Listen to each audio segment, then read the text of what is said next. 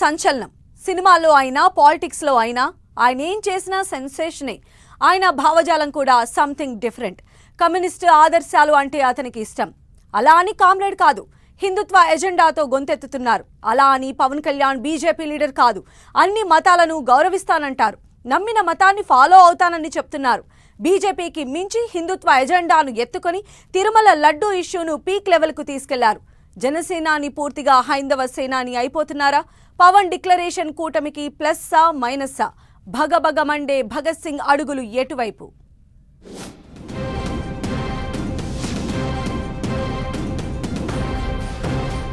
హిందుత్వ ఎజెండాతో పవన్ దూకుడు.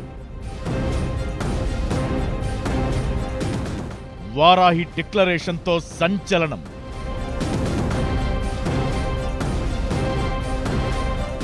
పవన్ డిక్లరేషన్ కూటమికి ప్లస్సా మైనస్సా? జనసేనాని జనం మెచ్చిన సేనాని అయ్యారు. ఇప్పుడు హైందవ సేనానిగా మారుతున్నారు. నిష్టగా దీక్షలు చేస్తూ హైందవ ధర్మం కోసం పోరాటమంటూ బీజేపీని మించిన ఎజెండాతో దూసుకెళ్తున్నారు. తిరుమల లడ్డు ఇష్యూలో పవన్ ఎంట్రీతో సీన్ మారిపోయింది. టీడీపీ అధినేత సీఎం చంద్రబాబు లడ్డూ వివాదాన్ని ఎంతవరకు అడ్రస్ చేయాలో అంతే ప్రస్తావించి తరువాత సైలెంట్ గా ఉండిపోయారు. ఒకవేళ మాట్లాడినా ఆలయ పవిత్రతను దెబ్బతీశారని చెప్పారే తప్ప ఇతర మతాల ప్రస్తావన తేలేదు. పవన్ కళ్యాణ్ మాత్రం లడ్డూ ఇష్యూను పీక్స్ కు తీసుకెళ్లారు. ఇతర మతాల విషయంలో ఇలాగే జరిగితే ఊరుకుంటారా? సనాతన ధర్మం మీద మాట్లాడకూడదంటే ఎలా అని ప్రశ్నించారు. ప్రాయశ్చిత్త దీక్ష చేసి తరువాత వారాహి డిక్లరేషన్ ప్రకటించడంతో పాటు సనాతన ధర్మ పరిరక్షణ బోర్డు ఏర్పాటు చేయాలని గళమెత్తుతున్నారు.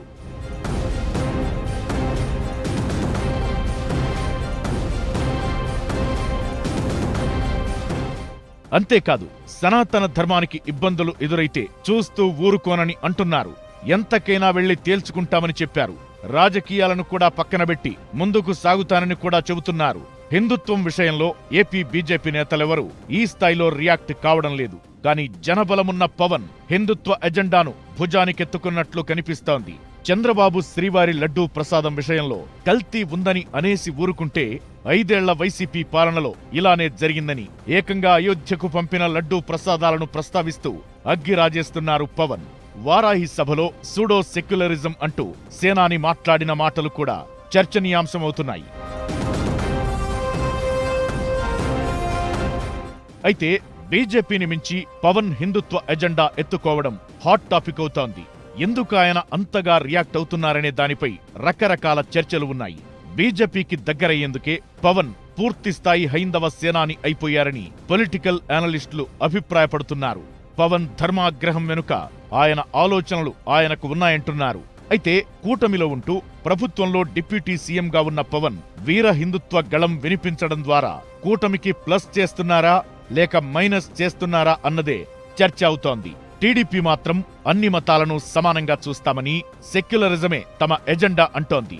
కూటమిలో కీలక భాగస్వామిగా ఉన్న పవన్ మాత్రం హిందుత్వ గళం ఎత్తుకున్నారు. ఒక విధంగా పవన్ చేస్తున్న ప్రకటనలు బీజేపీకి ఆనందంగానే ఉంటాయి. కానీ టీడీపీనే ఇబ్బందుల్లో పడుతోందని అంటున్నారు పొలిటికల్ అనలిస్టులు.